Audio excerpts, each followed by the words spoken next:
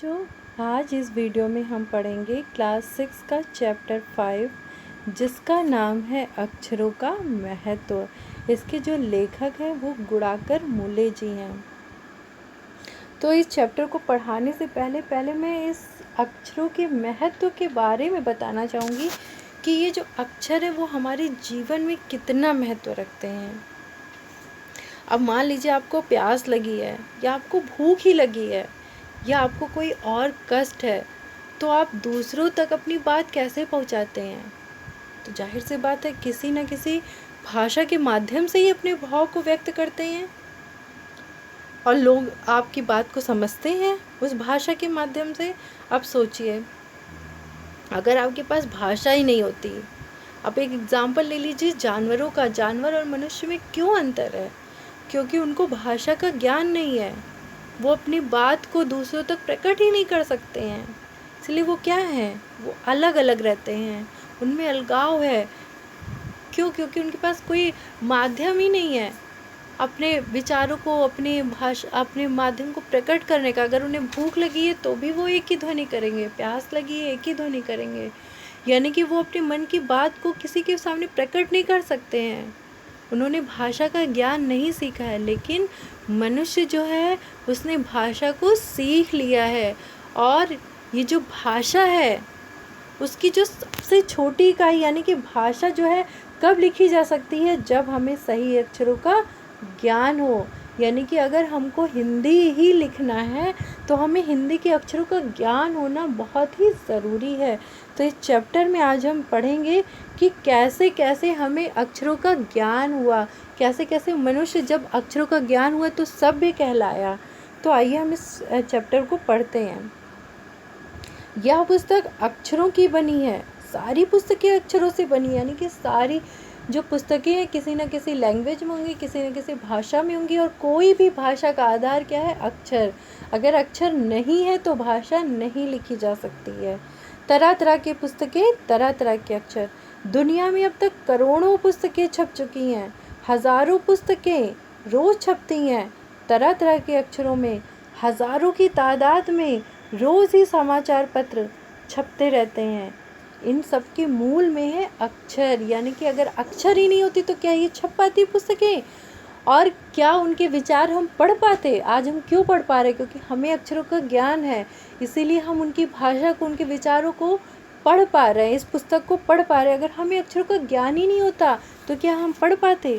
कभी नहीं पढ़ पाते। क्या हम जान पाते कि हमारे जो पूर्वज कैसे रहते थे, कैसे उन्होंने अपना समय बिताया? नहीं जान पाते। कल्पना करना भी मुश्किल था। हम कल्पना भी नहीं कर सकते कि यदि आदमी अक्षरों को ना जानता तो आज इस दुनिया का क्या हाल होता। कोई अपनी बात किसी को बता ही नहीं पाता, चाहे जितना कष्ट होता उसे। कोई कह सकता है कि हम अक्षरों को अनादिकाल से जानते हैं। अक्षरों का ज्ञान हमें किसी ईश्वर से मिला है। पुराने ज़माने के लोग सचमुच ही सोचते थे कि अक्षरों की खोज ईश्वर ने ही की। यानी कि वो क्या सोचते थे कि भगवान ने अक्षरों को खोजा है। लेकिन आज क्या है, वैज्ञानिक की तकनीकी के द्वारा, रिसर्च के द्वारा, खोजों के द्वारा हम ये जान गए हैं कि जो अक्षर है वो ईश्वर ने नहीं खोजे हैं, बल्कि किसने खोजे हैं? स्वयं आदमी ने ही खोजे हैं।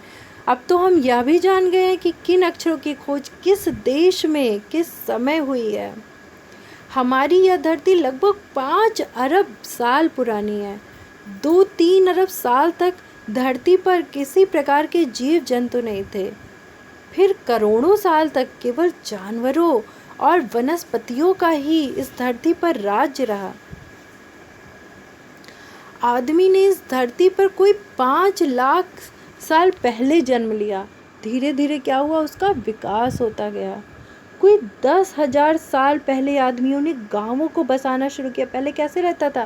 पहले इन्हीं जानवरों की भांति ही रहता था, जैसे जानवर रहते थे। लेकिन फिर क्या हुआ? 10,000 साल पहले उसने गांव को बसाना शुरू किया, खेती करने लगा, पत्थरों के औजारों का इस्तेमाल करता था। फिर उसने तांबे और कांसे के भी औजार बनाए, यानी तांबे और कांसे को भी खोज लिया और उसके भी क्या बनाने लगे? औजार बनाने लगे। प्राग ऐतिहासिक मानव ने सबसे पहले चित्रों के जरिए अपने भाव व्यक्त किए। बेटा, प्राग ऐतिहासिक का मतलब होता है इतिहास के पहले। क्या अर्थ होता है? इतिहास से पहले का काल। और जब इतिहास के पहले का काल था, उस समय आदमी जो थे वो चित्रों के जरिए अपने भाव को व्यक्त करते थे, क्योंकि उस समय का इतिहास तो हमें ज़्यादा मिलेगा नहीं, लिखा नहीं था, तो क्या करते थे? चित्रों के ज़रिए अपनी जो भाषाएं हैं उसे प्रकट करते थे। जैसे पशुओं, पक्षियों, आदमियों के चित्र बनाते थे। इन चित्र संकेतों से बाद में भाव संकेत अस्तित्व में है। पहले वो चित्र बना के करते थे, चित्र बनाने के बाद क्या हुए? भाव प्रकट करने लगे, यानी इशारों से समझाने लगे।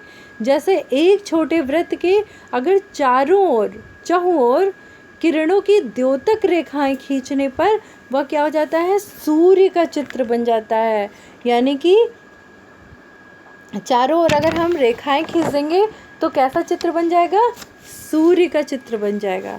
बाद में यही चित्र ताप या धूप का द्योतक भी बन गया, यानी कि ये धूप और ताप के लिए भी बताया जाने लगा। अगर ऐसा चित्र बन जाता था तो क्या बताया जाता था कि धूप है या फिर बहुत ज़्यादा गर्मी है। इस तरह अनेक भाव संकेत क्या हुए? अस्तित्व में आए। तब जाकर काफ़ी बाद में आदमियों ने अक्षरों की खोज की। अक्षरों की खोज के सिलसिले को शुरू हुए मुश्किल से 6000 साल हुए हैं।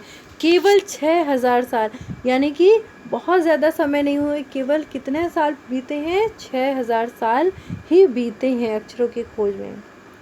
अक्षरों की खोज के साथ एक नए युग की शुरुआत हुई। आदमी अपने विचार और अपने हिसाब किताब को लिख कर रखने लगा। यानी कि जितनी भी घटनाएं उसके साथ घटती थी या उसके साथ कोई अनुभव भी था, वो क्या करने लगा? लिख करके रखने लगा। और क्या हुआ? तब से मानव को सभ्य कहा जाने लगा। क्यों कहा जाने लगा? क्योंकि उसके पास एक मजबूत इकाई मिल गई थी उसे अपनी चीज़ों को रखने के लिए, जिसमें वो अपनी सारी चीज़ें लिख करके, अपनी भाव अभिव्यक्ति को लिख करके रखने लगा। आदमी ने जब से लिखना शुरू किया तब से इतिहास का आरंभ हुआ। तभी से का इतिहास तो हम जान पाएंगे। इसके पहले क्या हुआ हम क्यों नहीं जान पाएंगे? क्योंकि तब कोई लिखित जानकारी हमारे पास नहीं थी।